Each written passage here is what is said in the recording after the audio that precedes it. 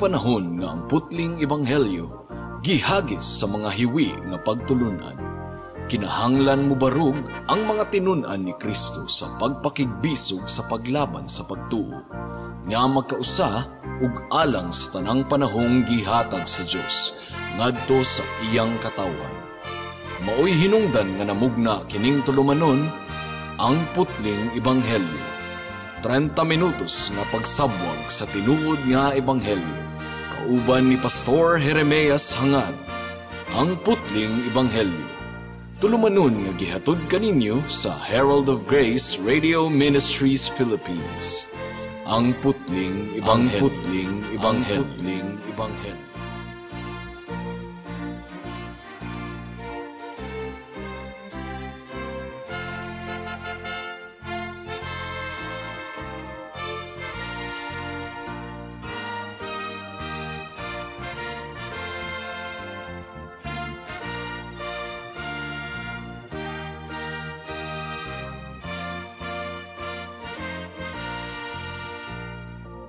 Alang sa pagpamalandong sa pulong sa Ginoo niining takna atong pag-ablihon ang atong Biblia sa Mark chapter 12 verse 35 hangtod sa 37. Apan sa dili pa akong gipaabot ang akong pagpanimbaya once again sa akong 93 years old nga lolo nga si Isabelo Lauris Sr. ug happy birthday sa akong pag-umangkon nga si Queenie, anak ni Dulce. Mark chapter 12 verse 35 to 37. Ang giingon dinhi, samtang nagtudlo si Jesus didto sa templo, nangutana siya, nganong nakaingon man ang mga magtutudlo sa balaod nga ang Mesiyas kaliwat ni David. Si David dinasig sa Espiritu Santo miingon, ang Ginoo miingon sa akong Ginoo, lingkod diri sa akong tuo, hangtod nga himuon kong tumbanan mo ang imong mga kaaway. Si David mismo mitawag kaniya Ginoo. Busa unsaon man pagkahimo sa Mesiyas nga kaliwat ni David. Now sa miagi nga kapitulo mga kaigsuunan, nakatunan nato nga si Jesus ug ang iyang mga disciples mibalik didto sa Jerusalem ug misulod sa templo ug gikumpronta dayon sila sa mga iskriba ug mga Pariseo ug mga religious leaders didto.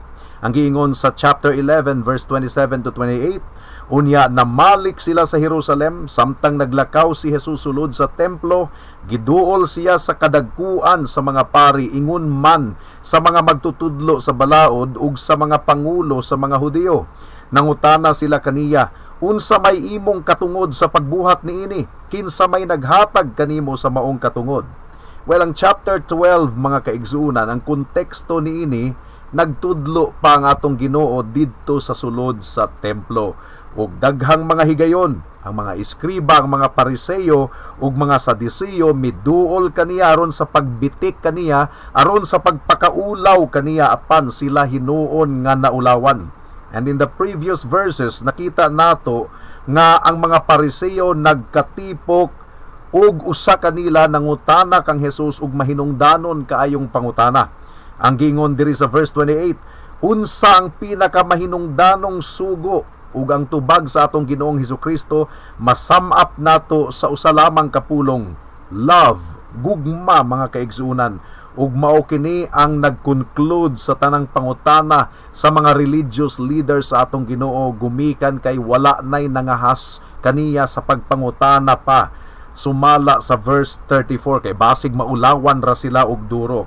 Now, samtang ang mga Pariseo nagtipok aron sa pagpaminaw sa atong Ginoong Hesukristo, gikuha ni Jesus ang kahigayunan nga ipangutana kanila ang mahitungod sa Mesiyas nga gisaad sa daang tugon.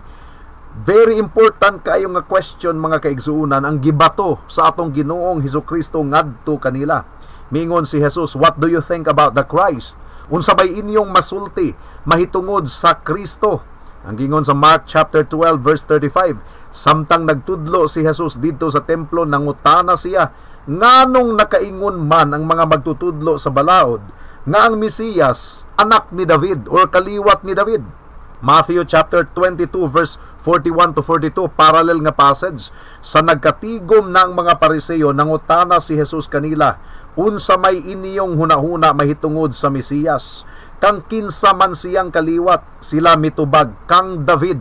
So nganong nakaingon man sila nga ang Mesiyas anak ni David, nga iyang gitawag nga Ginoo. The Lord said to my Lord. Now dunay tulo ka bahin ang atong pagpamalandong niining taknaa. Una, an important connection, importante kaayong connection. Ikaduha, a powerful title. Ug ikatulo, a complete story, kompleto nga sugilanon, mga kaigsuunan. Hinaot nga tabangan kita sa atong Ginoo sa pagpamalandong niining taknaa. Mudangat na kita sa unang punto, an important connection. Now, kung atong tanawon sa pinakalit nga pamaagi, murag dili konektado kining panghitabua ni adtong mga nangaging mga bersikulo, murag walay connection, mga kaigsuunan. Pero kung atong tanawon og duro, grabe kayo kabugat ang connection sa gibungat ni Kristo niining teksto nato sa mga nangagi nga mga bersikulo. Ang iskriba nga nangutana kang Jesus, nakasabot siya sa koneksyon sa gugma ug pagsunod sa balaod sa Dios. Walay pulos ang pagsunod sa balaod sa Dios kung ang kasing-kasing nato walay gugma alang sa Dios ug alang sa atong isig katawo. Ang pagsunod sa balaod sa Dios nagaagad sa kondisyon sa atong kasing-kasing. Kasagara sa mga religious leaders, nakita nila nga ang pagsunod sa balaod panggawas lamang, mga rules, mga regulations nga mahimo nilang sundon panggawas lamang, pero ang ilang kasing-kasing puno og pagdumot. Ang ilang kasing-kasing ug hunahuna puno og malisya. Mao gani nga giingon ni Kristo sa verse 38, pagbantay kamo sa mga iskriba, mga tigpakaaron ingnon. Now, kadtong maong iskriba nga nangutana sa atong Ginoo, ligdong kadtong nga iskriba pinasahi, gumikan kay nasabta niya ang pagkamahinungdanon sa gugma sa atong kasing-kasing. Kung walay gugma ang atong mga religious activities, walay pulos ug dulumtanan lamang kana atubangan sa Ginoo. Sa tubag ni adtong maong iskribaha, gidayeg siya sa atong Ginoong Hesukristo. Ang giingon ni Kristo sa verse 34, dili ka halayo sa gingharian sa Dios. Well, dili halayo sa gingharian sa Dios kadtong maong ligdong nga iskriba. Pero ang pangutana, nasabtan kaha niya ang pinakaimportanting bahin mahitungod sa gingharian sa Dios. Ang pinakaimportanting bahin mao ang hari. Kung maghisgot kita og gingharian, ang pinakaimportanting bahin mao ang hari. Kinsa man ang hari sa gingharian sa Dios. Mugani nga nangutana si Kristo kanila, unsay inyong hunahuna mahitungod sa Kristo? Nganong nakaingon man ang mga magtutudlo sa balaod nga ang Mesiyas anak ni David or kaliwat ni David? Well, ang titulo nga Kristo, mga kaigsuunan, this is another name for the Messiah. Ang but pasabot, dinihugan, anointed one. Siya ang dugay na kaayong gisaad sa daang tugon nga muabot or muanhin ining kalibutan na ingon nga manluluwas. Ang Kristo dili kana ngalan kundili titulo kana. Ang ideya sa katumanan sa saad sa Ginoo sa iyang pagpadala sa Kristo, mao kini ang sentro nga tema sa bag-ong tugon, mga kaigsuunan. Ug sa mga titulo nga gihatag kang Jesus, kining titulo nga Kristos or Kristo, ikaduha sa gidaghanon sa titulo nga Lord or Ginoo or Kurios in Greek language, because it appears 516 times in the New Testament. Now, hinumduman nato, mga kaigsuunan, nga kasagara sa mga relihiyoso nga mga pangulo nagdumili gayod sa pagtuo ug pag-ila nga si Jesus mao ang Kristo. Naglaom pa sila nga duna pay laing Kristo nga moabot, nga mutuman sa ilang expectation mahitungod sa konsepto sa Mesiyas nga naa sa ilang hunahuna. Pero ang problema, ang ilang pagsabot sa Mesiyas wala nahaom sa pagtulunan sa balaang kasulatan. Mga hangtod karon 2022, ang mga Hudiyo nagpaabot pagayod gihapon sa pag-abot sa Mesiyas. Gumikan kay dili sila mutuo nga si Kristo mao ang Mesiyas. So once again, gikumpronta sila sa atong Ginoo sa kamatuuran. Ug ang bugtong pamaagi aron alkontrahon nato ang mga bakak, mao ang pagsangyaw sa kamatuuran. gilatag ni Kristo ang kamatuuran sa ilang atubangan.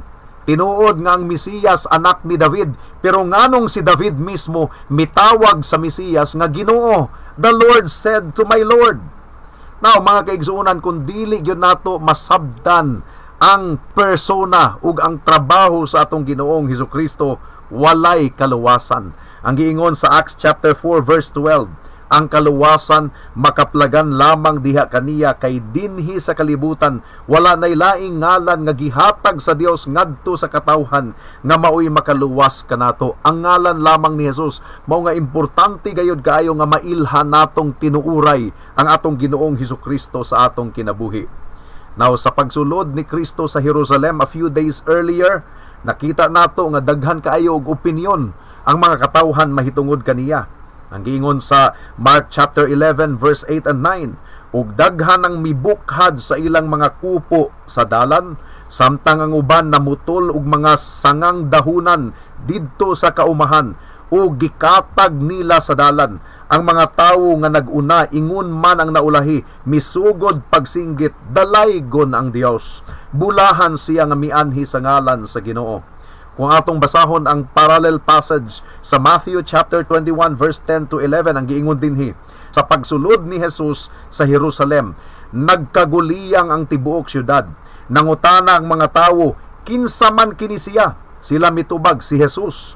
Siya ang propeta nga taga Nazareth sa Galilea. So daghan kaayo og konsepto or ideya ang mga tawo mahitungod sa Mesiyas. And most of them nakabase sa kamatuuran sa Biblia, mga kaigsuunan. Pipila kanila nakasabot nga ang Mesiyas hari. Well, tinuod nga si Kristo hari, pero ang iyang gingharian dili susama sa mga gingharian ni ining kalibutana. Ang pipila nakasabot nga ang Mesiyas propeta, tinuod si Kristo propeta, mga kaigsuunan, pero dili siya susama sa mga propeta nga nahauna kaniya. Ug bisan pa og si Kristo propeta, jutay ra gayud kaayo ang andam nga maminaw kaniya. Well, ang mga opinyon sa mga katawhan mahitungod kang Jesus adunay kamatuoran gikan sa Biblia, pero wa gayud nila masabti kung kinsa gayud si Kristo sa tinuuray. Mao nga wala gyud gihapon nila mabatuni ang kaluwasan. Kung kita maluwas, mga kaigsunan, kinahanglan nga mailhan nato kung kinsa gayud si Kristo sa atong kinabuhi. Sa verse 35 sa atong teksto ni ining taknaa, makita nato nga ang mga iskriba, ang mga religious experts, nagtuo sila nga ang Mesiyas or ang Kristo anak ni David. Ug tinuod gayod, si Kristo kaliwat ni David, anak siya ni David. Klaro kaayo kini sa saad sa Ginoo ni David nga nahasulat sa 2 Samuel chapter 7 verse 12 and 13. Ang giingon dinhi, ug inig kamatay nimo, ilubong ka tupad sa imong mga katigulangan, ug himuon nako nga hari ang usa sa imong mga anak, ug ligunon ko ang iyang gingharian. Siya ang magtukod ug usa ka templo alang sa akong ngalan, ug palungtaron ko ang trono sa iyang gingharian hangtod sa kahangturan. Mao nga kung atong basahon ang pinakaunang bersikulo sa Matthew, mao kini giingon, mao kini ang talaan sa kagikan ni Hesukristo, kaliwat ni Haring David, nga kaliwat ni Abraham. Well, although nasabtan nila nga ang Mesiyas anak ni David, pero nagdumili sila sa pag-ila nga si Jesus anak ni David. Ang giingon dinhi sa Matthew chapter 12 verse 23 and 24, natingala ang mga tawo ug nangutana sila, siya bakaha ang anak ni David? Sa pagkadungog niini sa mga Pariseyo, sila miingon, nakapagula siyag mga yawa, kay yawa mansab ang nagtabang niya. Ang ilang pangulo nga si Beelzebul, mao may naghatag kaniya gahom. So nagdumili sila sa pag-ila nga si Kristo mao ang Mesiyas nga anak ni David. Nasabtan nila nga ang Mesiyas anak ni David, pero dili sila andam sa pag-ila nga si Kristo ang katumanan niini. Mao nga gidala sila ni Kristo sa gipamulong ni David sa Psalm chapter 110 verse 1. Mao kini gitkutlo ni Kristo. Psalm 110 verse 1 ang giingon dinhi, ang Ginoo miingon sa akong Ginoo, ang hari, lingkod diri sa akong tuo, hangtod nga himuon kong tumbanan sa imong mga tiil ang imong mga kaaway. The Lord said to my Lord. Now ang mga iskriba ug mga Pariseo, insakto sila sa ilang giproklamar nga ang Mesiya anak ni David. To the scribe in the previous verses, miingon si Kristo, dili kahalayo sa gingharian sa Dios, pero kinahanglan nga masayran nila kung unsa gayud ang buot ipasabot sa titulo nga anak ni David. Ang giingon ni David sa Salmo kapitulo 110 verse 1, ang description ni David sa Mesiyas nga nagagikan sa iyang binhi, nagagikan sa iyang unod, siya anak sa Dios. Dili lamang anak ni David, kundili anak sa Dios. Lingkod diri sa akong tuo, hangtod nga himuon kong tumbanan sa imong mga tiil ang imong mga kaaway. So, ang description ni David sa Mesiyas nga umaabot, nga kaliwat niya, Dios ang Mesiyas, mga kaigsuunan. Gideklarar ni David nga siya Ginoo. The Lord said to my Lord, ang Ginoo miingon sa akong Ginoo, lingkod dinhi sa akong tuo, hangtod nga himuon kong tumbanan sa imong mga tiil ang imong mga kaaway. Ang description ni David sa Mesiyas nga umaabot, Son of God, anak sa Dios, hari hangtod sa kahangturan, mga kaigsuunan. Gitawag siya ni David nga Ginoo, Lord, mga kaigsuunan. David is declaring Christ to be his Lord. Nagipalingkod ni Jehovah sa iyang tuong kamot didto sa kahitasan, mga kaigsuunan, hangtod nga iyang malupig ang iyang mga kaaway. Now Jesus is saying that there are some things that you need to know about the title Son of David. Dili lang Son of David nga biological nga kaliwat, kundili ang titulo nga Son of David ang but ipasabot ni ini anak sa Dios. Usa kini kagamhanan nga titulo, mga kaigsuunan. David is speaking of a personal Lord, personal King. The Lord said unto my Lord, personal nga Dios ni Haring David, ang Mesiyas nga umaabot. Ug ang Mesiyas nga umaabot nga si Jesus milingkod sa tuong trono sa atong Dios sa kahitasan. Jesus has entered into the Holy of Holies on our behalf. Mao kini giingon sa Hebrews chapter 9 verse 24, kay wala mosulod si Kristo sa balaang dapit nga hinimo sa mga tawo nga kopya lamang sa matuod nga balaang dapit, apan misulod siya sa langit diin nangatubang siya karon sa Dios alang og tungod kanato. Nagrepresentar si Kristo alang sa iyang mga katawhan didto sa langit.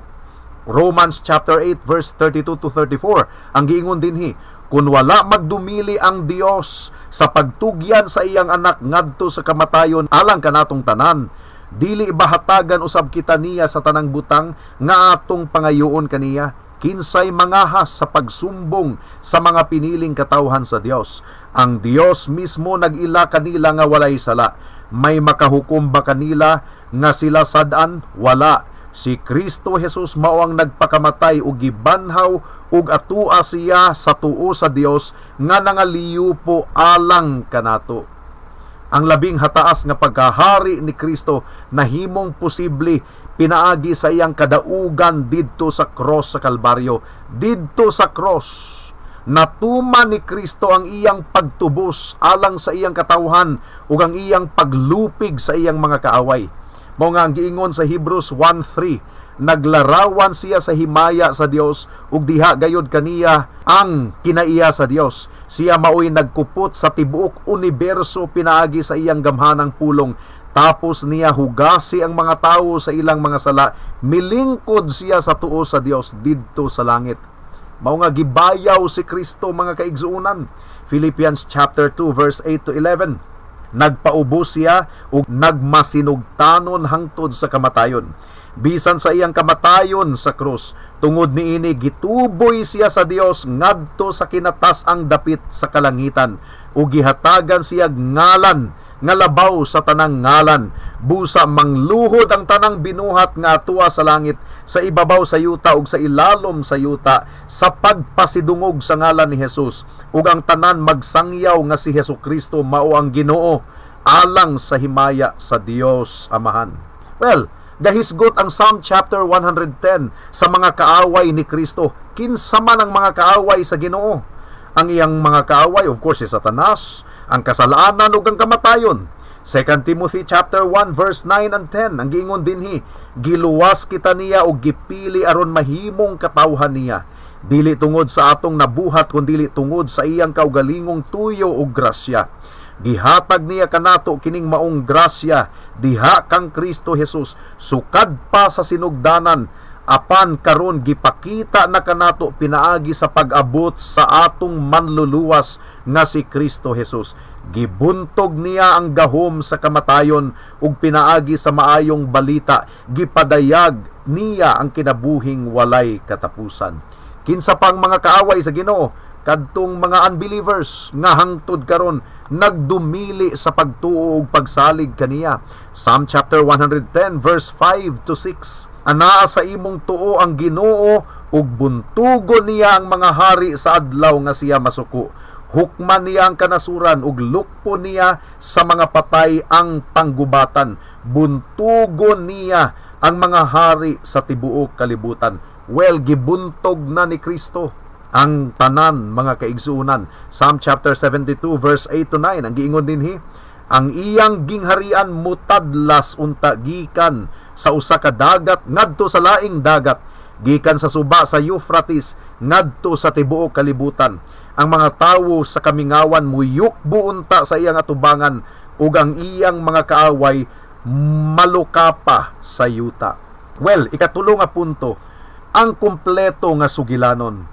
Ang pagpadayag sa atong Ginoo mahitungod sa iyang pagtubos sa mga makasasala nga susama kanato, progressive kung sa English pa, gianam-anam niya ug pasabot kanato. Sa Old Testament, katong mga dugo sa mga baka ug kanding ug mga karnero, gianam-anam kadto og padayag sa Ginoo tungod kay ang katumana niadto maong dugo sa atong Ginoong Hesukristo. Now, niini nga punto mga kaigsuunan, wala gideklarar ni Kristo sa diretso nga pamaagi nga siya mao ang Kristo, siya mao ang Mesiyas. Pero gianam-anam og pasabot ni Kristo nga ang Mesiyas nga nasabtan nila nga anak ni David dili lamang tawo kundi Dios. Tungod kay gitawag siya ni David nga Ginoo. The Lord said to my Lord. Dili pandam ang mga tawo nga mudawat ni adto nga kamatuoran. Mao nga gianam-anam ni Kristo og pasabot. Dili lang siya kaliwat ni David kundi siya Dios, Son of God. Pero wala pa gideklarar ni Kristo nga ako mao ang Mesiyas. Kinsa man ang mideklarar niini? Si Pedro mga kaigsuunan ug ang mga apostoles. Gumikan kay gilamdagan sila sa balang espiritu.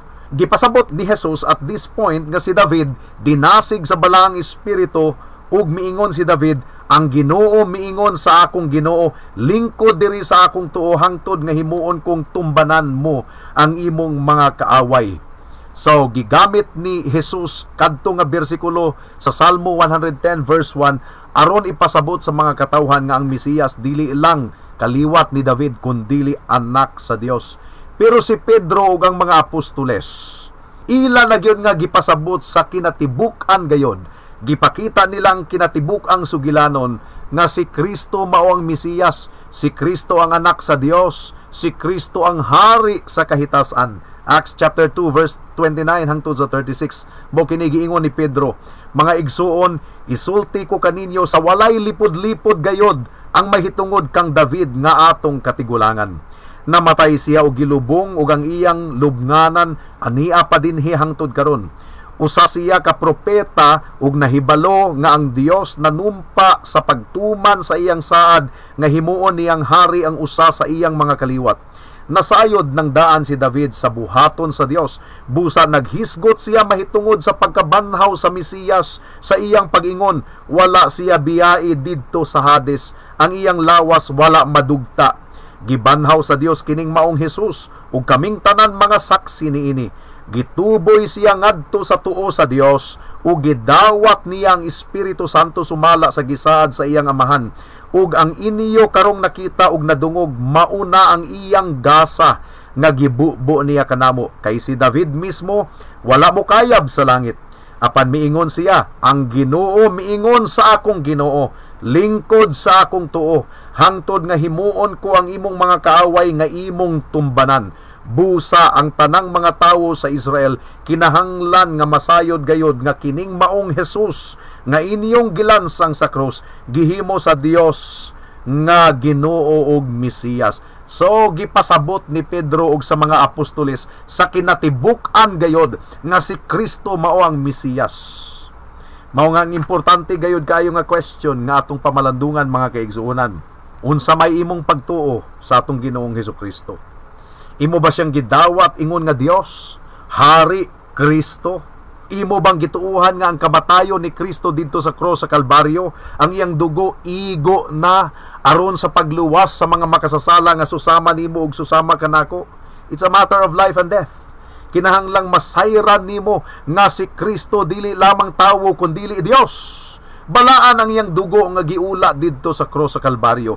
Iyang gisunod ang balaod sa Ginoo perfectly on our behalf. Walay tawo nga makasunod sa balaod sa Ginoo perfectly. Si Kristo nga Dios ug tawo usab, siya lamang ang nakasunod niini ug walay dunay katakos nga mubayad sa silot sa atong sala didto sa cross sa Kalbaryo. Si Kristo lamang ang dunay katakos. Balaan ang iyang dugo, insakto na gayod kadto. So what do you think about the Lord Jesus Christ? Kung ang imong pagtan-aw kang Kristo tawo lamang, o ang imong pagtan-aw sa kamatayon ni Kristo dito sa krus, murag kamatayon ni Jose Rizal, dili kaluwas. Pero kung giablihan sa balang espiritu ang imong kasing-kasing una-una, masabtan gayud nimo nga si Kristo igo na, ang iyang dugo igo na, ang iyang kamatayon igo na, ang iyang pagkabanhaw igo na, ang iyang pagkamatarong igo na. Pag hinulsol sa imong sala higala ug tuuhi si Kristo ingon nga imong bugtong Dios ug manluluwas, karuna kay basin ug ugma ulahin ang tanan. Magampo ta. Salamat o Dios sa mensahe nimo niining taknaa, among gipangayo ang bunga niini. In Jesus name we pray. Amen.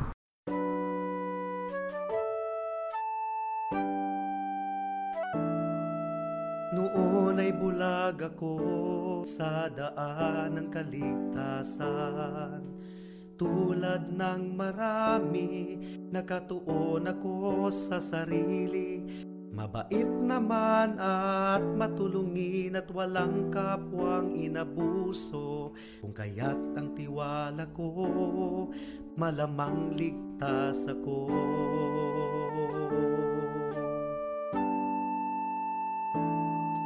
Ngunit ang isipan ko'y binuksan ng Panginoon.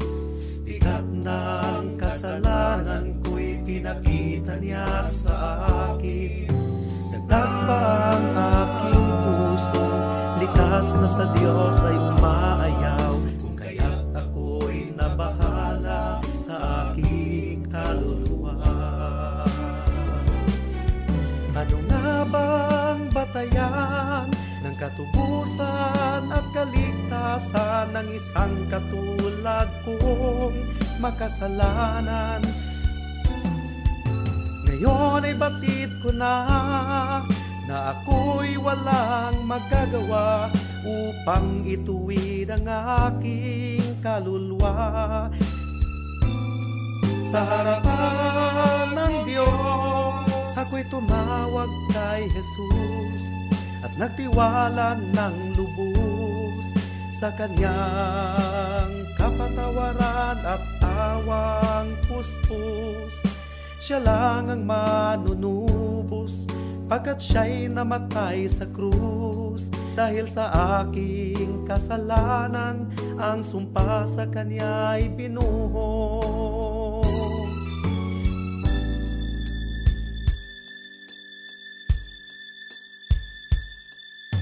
Ngayon ay tiyak ko na ang aking kaligtasan, aking nararanasan, tunay na kapayapaan. Ang puso ko'y binago niya, ang buhay ko'y inayos niya. Purihin si Jesus sa dakilang biyaya niya.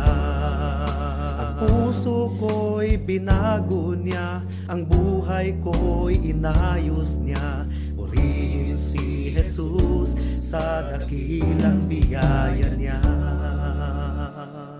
Alang sa dugang nga mga pangutana, mahimong mo text kang Pastor Jeremias hangad sa 0935-744-3030.